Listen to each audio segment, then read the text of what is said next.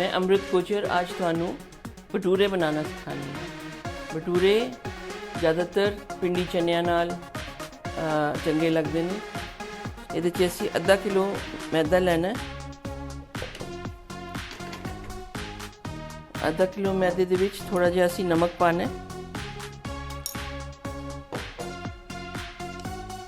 दही पाना है 125 ग्राम तक। ते थोड़ा मीठा सोडा पाना है। मीठा सोडा इनू राइस करन च हेल्प करता है। ते मैं इहदे च थोड़ी जी ईस्ट भी ऐड कर दिंदी हां, इनू पानी च खोल के।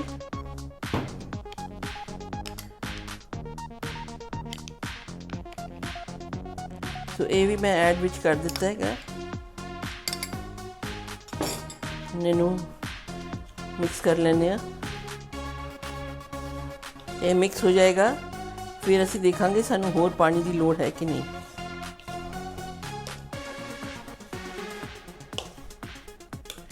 ये हाथ नाल ही मल के पता चलेगा, क्योंकि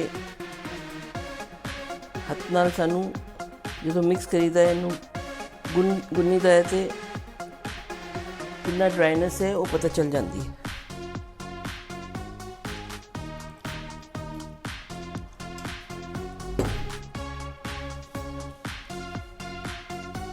अप्रोक्सीमेटली अगर 125 ग्राम तुसी दही पाते हो तो 125 ग्राम ही तुहाडा पानी भी पै जाएगा। हुण असी थोड़ा जिहा इहदे च तेल पा के इस डो नूं इकट्ठा कर लांगे तो गुन लांगे चंगी तरह। Approximately 20 ml।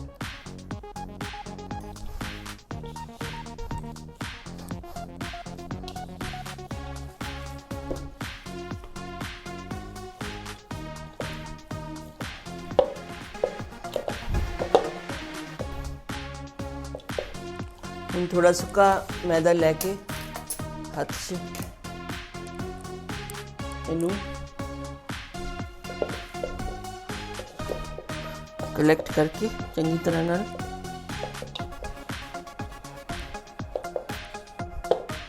थोड़ी देर रेस्ट करने वास्ते रखना पड़ेगा, जिससे कि इहदे च जिहड़ी सोडा है, दही है, ईस्ट है, ये आपस च मिल के रिएक्ट कर लें तो राइजिंग एजेंट बन जाए। हुण ये डो तैयार है। इनू असी ढक के थोड़ी देर रख देंगे, ऑयल लगा के, जिससे उपरों ना सुके। और 15-20 मिनट रेस्ट देने के बाद ये गोले बना के फिर इनू असी फ्राई करांगे। हुण साडा आटा खुल गया है भटूरे वास्ते बहुत सोहनी तरह नाल। हुण असी इहदे पेड़े बनावांगे। पेड़े बना के फिर इनू असी फ्राई करांगे। कढ़ाई दे विच मैं तेल पाता है गरम करने वास्ते, ते थोड़ा सुक्का मैदा लगा के अपने बोर्ड ते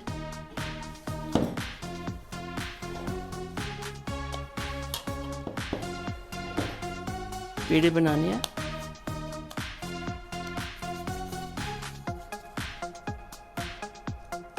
साइज़ बनाना जिहड़ा तुहाडा मर्जी है उन्ना वड्डा तुसीं बना सकते हो, छोटा या वड्डा एज यू विश। थोड़ा एलोंगेटेड भी बना सकते हो, गोल भी बना सकते हो। थोड़ा मैदा चाड़ के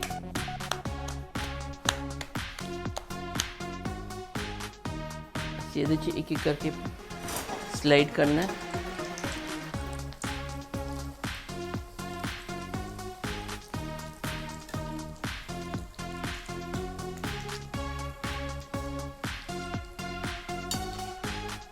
हल्का जिहा होर ब्राउन हो जाए फिर असी इनू कट देंगे।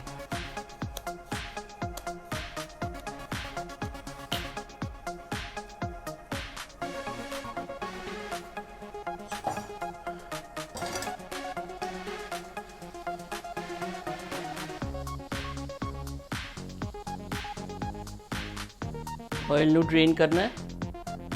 ड्रेन करके पूरा बाहर काट लो।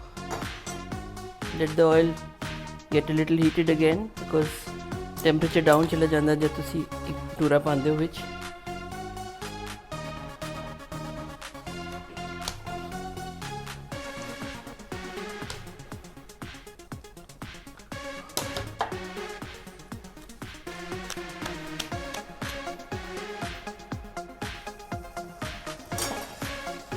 Press down a little so that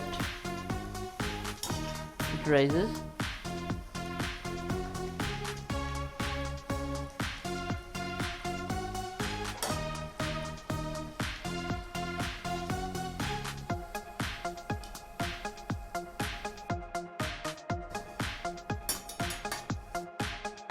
Here now your bhaturas are ready to have with pindi chana.